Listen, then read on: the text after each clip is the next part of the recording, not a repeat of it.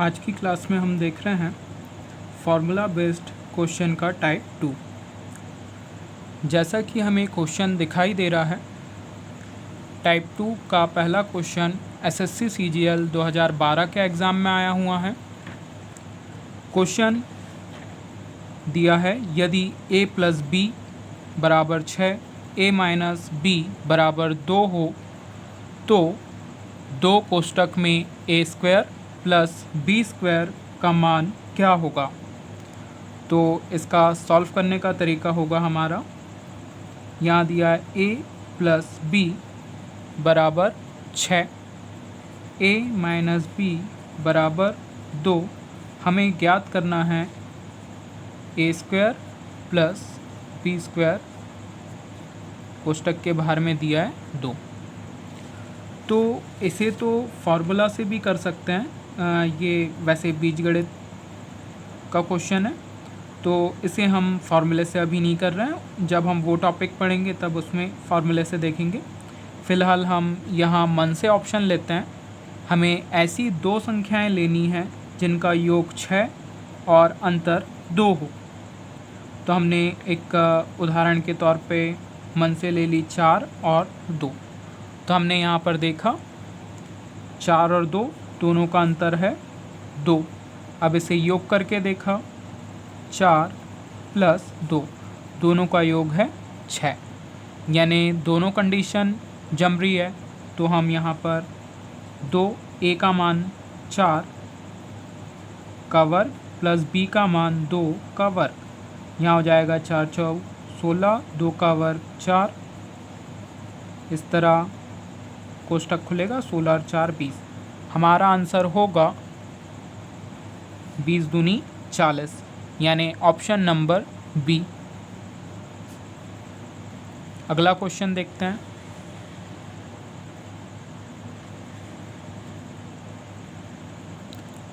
अगला क्वेश्चन हमारा SSC CGL mains 2014 में आया हुआ है। क्वेश्चन पिछले क्वेश्चन की तरह ही दिया जाता है, थ्योरिकल। हमने इस तरह से लिखा हुआ है। तो अब हम यहाँ पर 2 अंक मानना है। p प्लस m बराबर 6 दिया हुआ है। हम अलग से लिख लेते हैं, जैसे कि हमें p प्लस m बराबर 6 दिया हुआ है। p का क्यूब प्लस m का क्यूब बराबर 72, और हमें ज्ञात करना है pm का मान। जैसे यहाँ 6 दिया हुआ है और यहाँ पर घनों का योग 72 दिया हुआ है। तो हम कुछ घन लिख लेते हैं, जैसे कि 1 का घन 1 हो जाएगा, 2 का घन 8, 3 का 27, 4 का 64, 5 का 125। यहाँ पर हमने देखा कि घन का मान 72 से ज़्यादा नहीं होना चाहिए, तो हम यहाँ पर 4 का मान ले सकते हैं, क्योंकि 4 का घन 64 होता है। तो हमने p का मान माना 4 का घन, और यहाँ पर जैसे कि हमने p का मान 4, तो यहाँ m का मान 2 मानना होगा। तो 4 और 2 हो गया 6। इसी तरह 2 का घन, तो यहाँ 8 और ये 64, टोटल करने पर 72 आता है। इसलिए p का मान हो जाएगा 4 और m का मान हो जाएगा 2। तो इस तरह हमारा आंसर होगा pm, यानी 4 दूनी 8, ऑप्शन नंबर बी।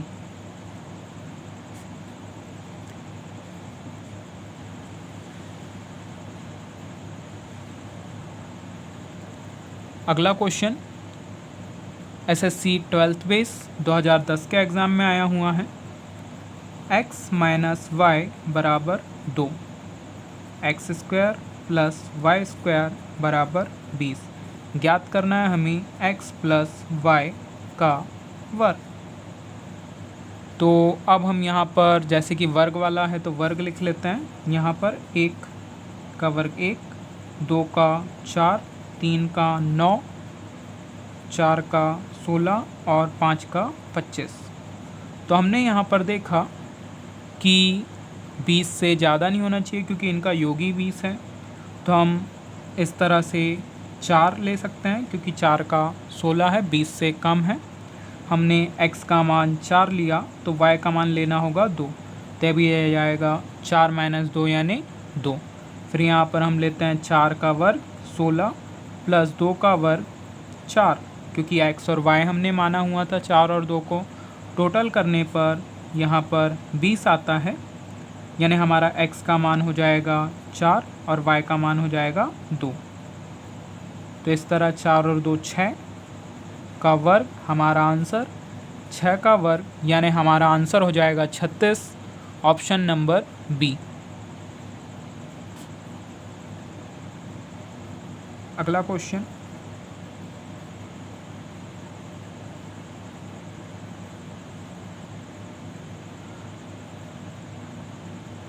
अगला क्वेश्चन आपके लिए होमवर्क होगा जो कि एसएससी सीजीएल 2017 के एग्ज़ाम में आया हुआ है।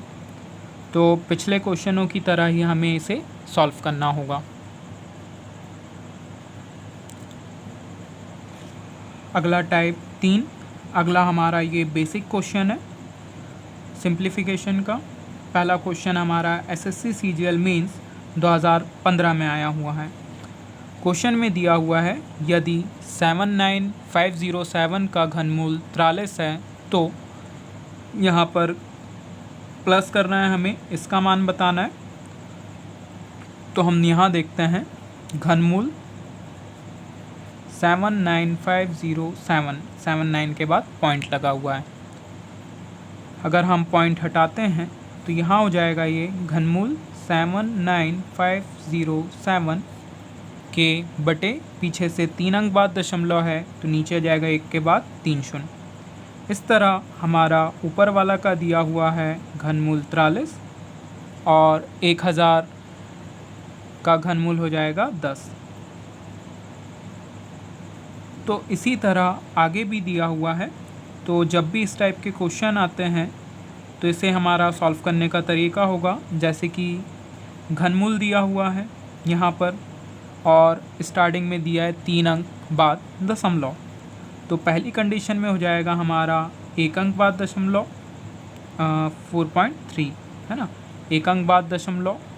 फिर ये सेकंड कंडीशन दी है इसीलिए 2 अंक बाद, यानी यहाँ हमारा दशमलव के बाद 4 और 3 ये 2 अंक आ गए। फिर हमारी तीसरी कंडीशन बन रही है इसीलिए दशमलव के बाद 3 अंक चाहिए, तो 3 अंक के लिए हमारा पहला अंक हो जाएगा 0, फिर यहाँ 4 और 3।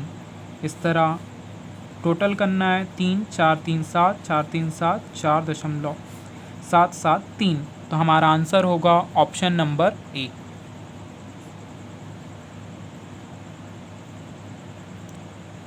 अगला क्वेश्चन,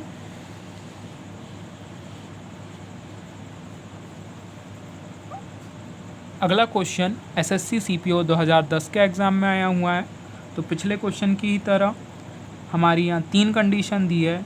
तो घनमूल है 1 अंक बाद दशमलव, फिर दूसरे में 2 अंक दशमलव के बाद, और तीसरी कंडीशन के लिए दशमलव के बाद 3 अंक। तो पहला अंक 0 5 6, तो यहाँ हो जाएगा टोटल में 6 6 और 5 11, हंसला 1, 6 5 11 और 1 12, हंसला 1 5 और 1 6, 6.216, यानी हमारा आंसर होगा ऑप्शन नंबर सी।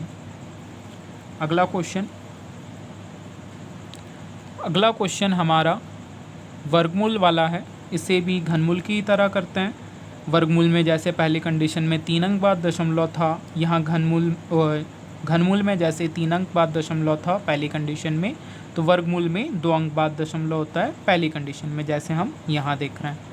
तो यहाँ हो जाएगा पहले 1 अंक बाद, फिर दूसरी कंडीशन के लिए दशमलव के बाद 2 अंक, तीसरी कंडीशन के लिए दशमलव के बाद 3 अंक, फिर चौथी कंडीशन के लिए दशमलव के बाद ये 4 अंक। टोटल 4 6 4 10, हासिला 1 6 4 10 और 1 11, हासिला 1 6 4 10 और 1 11, हासिला 1 6 और 1 7, दशमलव के नीचे दशमलव। तो हमारा आंसर होगा 7.1104, ऑप्शन नंबर ए। तो आज की क्लास में इतना ही। तो अगर आपको क्लास पसंद आई है हमारी तो इस वीडियो को लाइक करें, शेयर करें और हमारे चैनल को सब्सक्राइब करें, क्योंकि इस चैनल पे ऐसी वीडियोस आती रहती है और डेली बेसिस पर डलती है। तो आज के लिए इतना ही।